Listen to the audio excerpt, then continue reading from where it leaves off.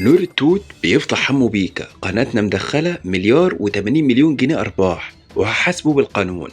مطرب المهرجانات نور التوت كشف عن تفاصيل أرباح قناة اليوتيوب الخاصة بيه هو وحمو بيكا وعمر كمال وحسن شاكوش، وقال إن القناة دي دخلها فوق المليار و80 مليون جنيه، وحمو بيكا سرق مني 9 مليون جنيه ونص.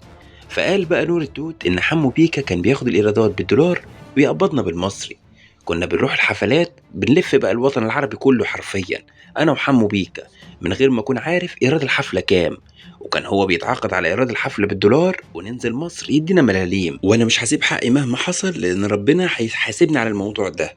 حمو بيكا بقى على الناحيه التانيه راح وقدم بلاغ ضد نور التوت، بيتهموا فيه بالسب والقذف والتشهير بيه على مواقع التواصل الاجتماعي، وان هو بيتهموا فيه بسرقه 200 الف دولار.